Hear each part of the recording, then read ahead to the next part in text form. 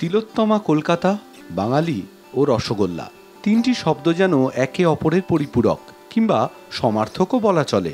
শান্তিপ্রিয় বাঙালি স্বভাবের মিষ্টতা, কলকাতার অতিথি পরায়ণ সংস্কৃতি ও রসগোল্লার রসালো মনমোহিনী স্বাদ ভোজন রসিকদের মন মাতাবে রসের আবেশে। তারপর বলরামের রসগোল্লা আভিজাত্যের তকমা জুড়েছে রসগোল্লা শিল্পে। অত্যাধুনিক যন্ত্রের ব্যবহার উৎপাদন বাড়িয়ে ঘটিয়েছে রসের সমাবেশ। তাই বলরামের রসগোল্লায় স্বাদ নিতে হাজির আমরা।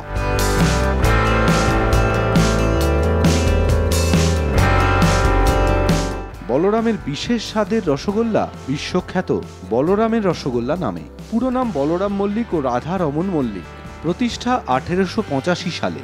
কলকাতার 4টি আউটলেটের মাধ্যমে কলকাতা তথা বিশ্বের মিষ্টি আপ্যায়নে সদা ব্যস্ত বলরাম। একই সঙ্গে প্রতিনিয়ত নিত্য নতুন ভিন্ন স্বাদের রসের সৃষ্টিতে নিযুক্ত 130 বছরের এই সংস্থা বিশ্বের রসিকদের রসের আবেশে সম্মোহিত করে বিশ্বের দরবারে জায়গা করে নিয়েছে বলরাম। অত্যাধুনিক যন্ত্রে তৈরি হয় বলরামের রসগোল্লা। নিজস্ব কারখানায় দুধ থেকে তৈরি হয় ছানা। পরে যন্ত্রে ভালো করে মেশানো হয় পরিমাণ মতো ছানা, ময়দা ও এলাচ গুঁড়ো।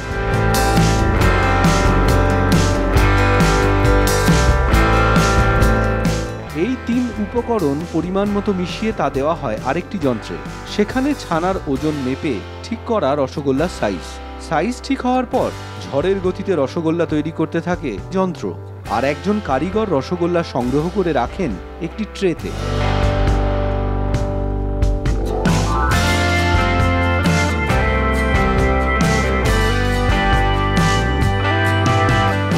অন্যদিকে ততক্ষণে বিশাল পাত্রে চিনির রসের মিশ্রণে পাক দিচ্ছেন প্রধান কারিগর। মেশিন থেকে বেরোনো রসগোল্লা রসে দেওয়া হয়। ফুটন্ত রসে রসগোল্লা ফুটতে থাকে।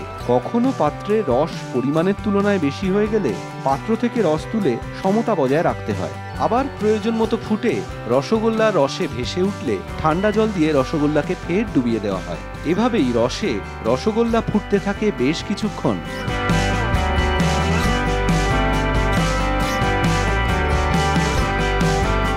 সঠিক মাত্রায় ফুটে গেলে ছান্তায় করে তুলে রসগোল্লা রাখা হয় পাশের ঠান্ডা রসের পাত্রে।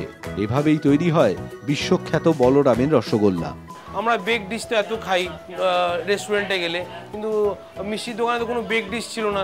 তো বেক ডিশ কী করবো? তখন মানে রসগোল্লাকেই বেক করা উচিত।